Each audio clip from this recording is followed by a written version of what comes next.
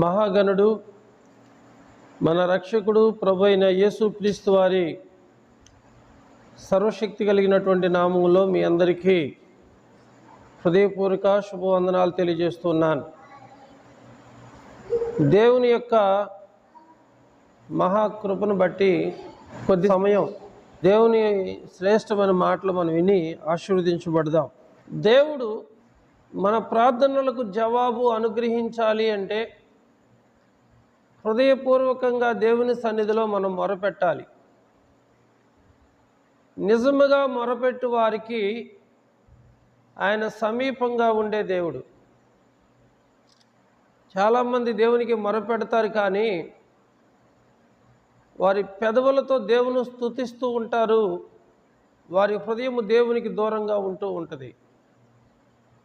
చదవబడిన లేఖన భాగంలో దేవుడు అంటున్నాడు, నిజముగా మొరపెట్టు వారందరికీ కూడా నేను సమీపంగా ఉంటాను, దగ్గరగా ఉంటాను అన్నాడు.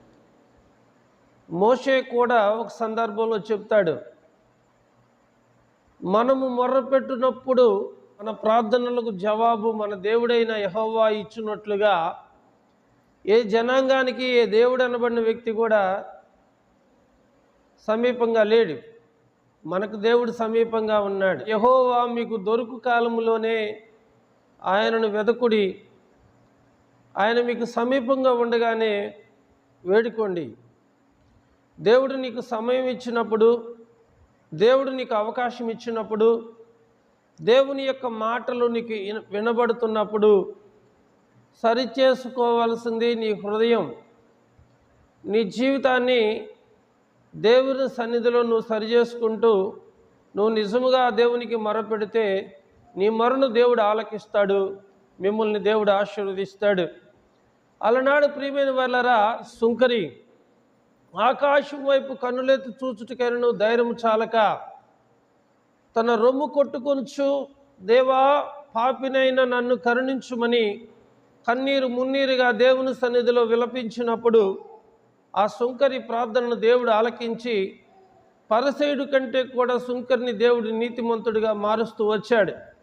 నువ్వు ఎంతసేపు దేవుని సన్నిధిలో ప్రార్థించావు అన్నది ముఖ్యం కాదు, కానీ నువ్వు కొద్ది సమయమైనా మనస్ఫూర్తిగా హృదయపూర్వకంగా దేవుని సన్నిధిలో నువ్వు ప్రార్థన చేస్తే నీ ప్రార్థనకు దేవుడు తప్పకుండా ఖచ్చితంగా జవాబు అనుగ్రహిస్తూ వస్తాడు. హల్లెలూయా. ప్రియమైన వాళ్ళరా, చూడండి, జనులు హృదయపూర్వకంగా యెహోవాకు మొరపెడతారు. ఎప్పుడు మొరపెడతారు?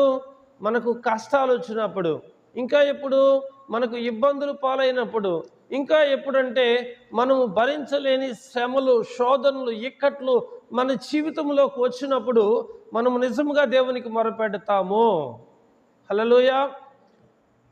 కీర్తనకారుడైన దావీదు అన్నాడు, నేను శ్రమ పొంది ఉండుట నాకు మేలాయను. శ్రమలు మనకు మేలు చేస్తాయి, శ్రమలు దేవునికి దగ్గర చేస్తాయి.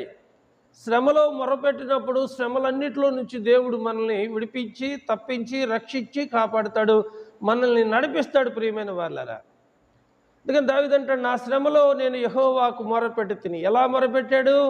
ఎలాగా? నిజముగా హృదయపూర్వకంగా దేవుని సన్నిధిలో ఆయన మొరపెట్టినప్పుడు ఆ మొర దేవుని సన్నిధికి చేర్చబడి ఆయన ప్రార్థనకు దేవుడు జవాబును అనుగ్రహిస్తూ వచ్చాడు. ఈరోజు నీ ప్రార్థనకు జవాబు దొరకట్లేదంటే ఎక్కడ లోపం ఉందో సరిచేసుకో, ఎక్కడ అతిక్రమ క్రియలు నీ ద్వారా జరుగుతున్నాయో ఆలోచించు. నిన్ను నీవు సముదాయించుకుంటే, నిన్ను నువ్వు సరిచేసుకుంటే ఖచ్చితంగా నిశ్చయంగా దేవుని యొక్క కృపను మీరు పొందుకుంటారు. ఇర్మీయా ప్రవక్త అంటున్నాడు, జనులు హృదయపూర్వకముగా యెహోవాకు మొరపెట్టుదురు. ఒకరు కాదండి, ఇద్దరు కాదండి, ముగ్గురు కాదండి, అందరూ, జనులందరూ హృదయపూర్వకంగా దేవునికి హృదయపూర్వకంగా మొరపెడుతూ వచ్చారు. ఎందుకు మొరపెట్టారు? దేని గురించి దేవునికి వారు మొరపెడుతూ వచ్చారు? దేని గురించి వారు ప్రార్థిస్తూ వచ్చారు? దేని గురించి వారు విలపిస్తూ వచ్చారంటే కింద వచనాల్లో రాయబడి ఉంది, సియోను కుమారి ప్రకారమా నదీ ప్రవాహములే దీవారాత్రములు నీ కన్నీటిని పారనిమ్ము. సియోను కుమారి అంటే దేవుని బిడ్డలు. నదీ ప్రవాహములే దీవారాత్రులు నీ కన్నీరు పారుతూ ఉండాలి. నది ఉందనుకోండి, పగలంతా ప్రవహించి రాత్రి ఆగిపోయిద్దా? రాత్రి కూడా ప్రవహిస్తూనే ఉంటుంది.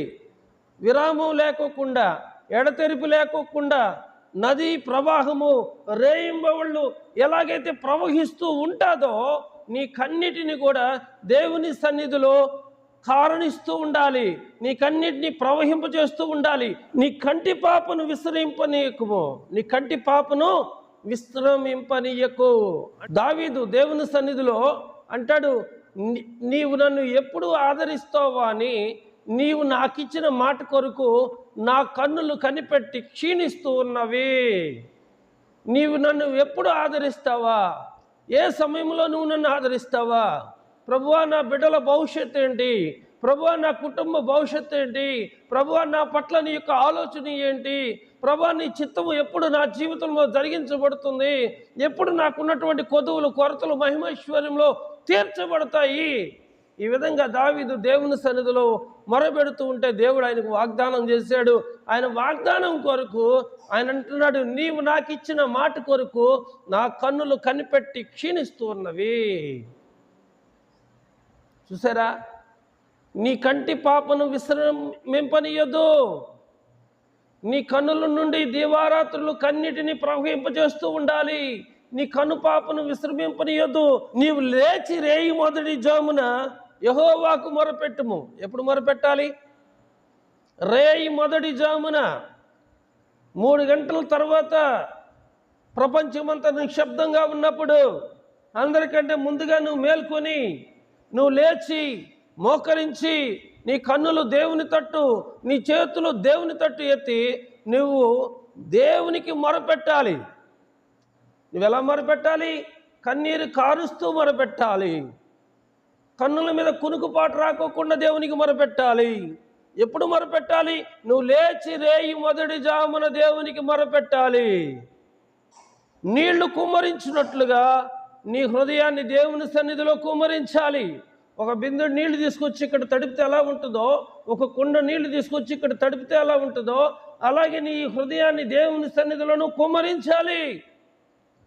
మనుషుల దగ్గర నీ సమస్యలు చెబుతున్నావేమో, నీ అవసరతలు చెబుతున్నావేమో, నీ అక్కర్లు చెబుతున్నావేమో, మనుషులు విని విని నీ విషయంలో విసుగు చెందుతారు. కానీ నువ్వు ఎన్నిసార్లు దేవుని సన్నిధిలో మొరపెట్టినా, ఎన్నిసార్లు నువ్వు దేవుని సన్నిధికి వెళ్ళి దేవునికి ప్రార్థన చేసినా, నీ ప్రార్థనకు ప్రతిఫలం, నీ ప్రార్థనలకు జవాబు దేవుడు తప్పకుండా ఖచ్చితంగా అనుగ్రహించునుగాక. దేవుడు అన్నాడు, ఓ సియోను కుమారి ప్రకారమా, నీ కన్నిటిని నదీ ప్రవాహం వలె పారనీయండి, మీ కంటి పాపను విశ్రమింపనీయొద్దు. ఎవరి కోసం ప్రార్థన చేయాలి? ఓ సియోను కుమారి ప్రకారమా, నదీ ప్రవాహం వలె నీ కన్నిటిని విరామం లేకోకుండా దీవారాత్రులు పారనీయి. నీ కంటి పాపను విశ్రమింపనీయొద్దు. నీ హృదయాన్ని దేవుని సన్నిధిలో రేయి మొదటి జామున నీళ్లు కుమ్మరించినట్లుగా కుమ్మరించు. ఎందుకు అంటే గనక నీ పసిపిల్లల ప్రాణముల నిమిత్తము నీ చేతులు ఆయన తట్టు ఎత్తుము. నువ్వు మంచి ఆహారం నీ బిడ్డలకు పెడతావు, నువ్వు మంచి బట్టలు నీ పిల్లలకు కొనిపెట్టగలుగుతావు, మంచి ఆస్తులు నీ బిడ్డల కొరకు సంపాదించగలుగుతావు. నీ బిడ్డల ప్రాణమును కాపాడటం నీ చేతుల్లో ఉందా? పని నీ ప్రాణాన్ని కాపాడుకోవటం నీ చేతిలో ఉందా? నీ ప్రాణాన్ని నువ్వు కాపాడుకోలేవు, నీ బిడ్డల ప్రాణాన్ని నువ్వు కాపాడుకోలేవు. మరి నీ ప్రాణాన్ని, నా ప్రాణాన్ని ఎవరు కాపాడుతున్నారో తెలుసా? నిన్ను కాపాడువాడు కునుకుడు నిద్రపోడు. ఇశ్రాయేలును కాపాడువాడు కునుకుడు నిద్రపోడు. మన దేవుడు కునికే దేవుడు కాదు, నిద్రపోయే దేవుడు కాదు. ఆయన ఎవరు మేల్కొల్పాల్సినటువంటి పని కూడా లేదు. ఆయన నిరంతరము నిత్యము ఆయన కన్నులు నీతిమంతుల మీదను, ఆయన చెవులు వారు చేసే ప్రార్థనల వైపే ఉన్నాయి. ఆయన దృష్టిలో మనం యథార్థవంతులుగా ఉండాలి, ఆయన దృష్టిలో మనం నీతిమంతులుగా ఉండాలి. జనులు హృదయపూర్వకంగా దేవుని దగ్గరకు వచ్చి దేవునికి మొరపెట్టాలి. ప్రియులారా, ఆ మొర దేవుని సన్నిధికి చేర్చబడింది. ఈరోజు దేవుడు నీ బిడ్డలను కాపాడుకోవటం కోసం నువ్వేం చేయాలి? నీ బిడ్డల కోసం ప్రార్థన చేయాలి. నీ బిడ్డల కోసం ప్రార్థన చేయాలి. నీ కన్నీటిని దేవుని సన్నిధిలో పారనీయాలి. నీ కన్నీటిని దేవుని సన్నిధిలో నువ్వు కుమ్మరించాలి. ప్రియమైన వారలారా, విరామం లేని ప్రార్థనను దేవుని సన్నిధిలో చేస్తూ ఉంటే నీ బిడ్డలకు శ్రేష్టమైనటువంటి భవిష్యత్తును దేవుడు అనుగ్రహిస్తాడు. పరిశుద్ధ గ్రంథము మనకేం తెలియజేస్తుందంటే, నువ్వు చెడ్డవాడివై ఉండియు నీ పిల్లలకు నువ్వు మంచి ఈవులను ఇయ్యని ఎరిగి ఉండగా నీ పరలోకపు తండ్రి మరి శ్రేష్టమైనటువంటి ఈవులను దయచేయును కదా. మనం చెడ్డవారమే, కానీ మన పిల్లలకు మంచి చేయాలని మనం ఆశపడుతున్నాం. కానీ మన పరలోకపు తండ్రి మనం చేసేదానికంటే శ్రేష్టమైనటువంటి ఆశీర్వాదం మన బిడ్డలకు దేవుడు అనుగ్రహిస్తాడు. కనుక తల్లిదండ్రులుగా మనం ఏం చేయాలి అంటే కనుక, మన కన్నుల నుండి కన్నీరు కారుస్తూ ఉండాలి. మన కన్నుల మీద కన్నురెప్ప పడుకోకుండా ప్రార్థన చేస్తూ ఉండాలి. రేయి మొదటి జామున లేచి దేవుని సన్నిధిలో నీళ్లు కుమ్మరించినట్టుగా నీ హృదయాన్ని కుమ్మరించాలి. నీ పసిబిడ్డల ప్రాణముల కొరకు నువ్వు దేవుని తట్టు చూడాలి. నేటి దినాల్లో 20 సంవత్సరాలు, 25 సంవత్సరాలు, 30 సంవత్సరాలు యవనస్తులు తెగ చనిపోతున్నారు యాక్సిడెంట్ల ద్వారా. చెడ్డ అలవాట్లకు బానిసలైపోయి, చెడ్డ జీవితానికి అలవాటు పడిపోయి బంగారం లాంటి భవిష్యత్తును చేతులారా పాడు చేసుకుంటున్నారు. ఈరోజు యువత స్త్రీ అని కాదు, పురుషుడని కాదు, పాపం అనే కోపంలో జికటగల దొంగ ఊబిలో పడిపోతున్నప్పుడు మనం కొట్టినా మారరు, తిట్టినా మారరు. వారి కొరకు మనం కన్నీరు కార్చి ప్రార్థన చేస్తూ ఉంటే తప్పకుండా దేవుడు వారిని మారుస్తాడు. సెయింట్ ఫ్రాన్సిస్ అనే ఒక దైవజనుడు ఈ మాట అన్నాడు, నేను రకరకాలైనటువంటి పాపాలు చేశాను, చివరికి నన్ను కన్నవారు కూడా నన్ను అసహించుకునే పరిస్థితికి నేను వచ్చాను.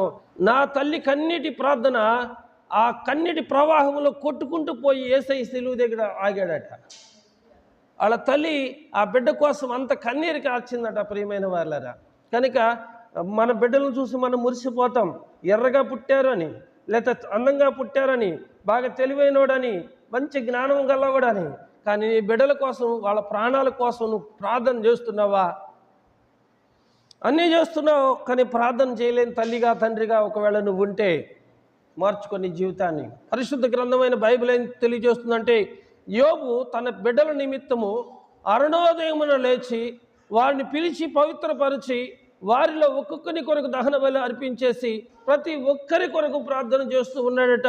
యోబు నిత్యము అలాగు చేయుచుండెను. ఒక వారమా పాస్టర్ గారు మాట్లాడగానే ఆ రోజు ప్రార్థన చేసి రెండో రోజు మానుకున్నాడా? యోబు నిత్యము అలాగు చేయుచుండెను. నీవు కూడా, నేను కూడా దేవుని సన్నిధిలో మన బిడ్డల గురించి మనం ప్రార్థన చేస్తే మన బిడ్డలకు శ్రేష్టమైన భవిష్యత్తు అనుగ్రహిస్తారు. ఎటువంటి ప్రార్థన చేయాలి? కన్నీరు దివారాత్రులు వారి కొరకు కారుస్తూ ఉండాలి. కనుపాపను విశ్రమింపనీయకూడదు. నీళ్లు కుమ్మరించినట్లుగా ప్రభు సన్నిధిని నీ హృదయాన్ని కుమ్మరించి నీ కన్నులు నీ చేతులు దేవుని తట్టు నిజముగా నువ్వు మొరపెట్టగలిగితే నీ మొరకు దేవుడు ఆలకించి నీకు జవాబు అనుగ్రహిస్తాడు. నిన్ను నీ బిడ్డలను ఖచ్చితంగా నిశ్చయంగా ఆశీర్వదిస్తాడు.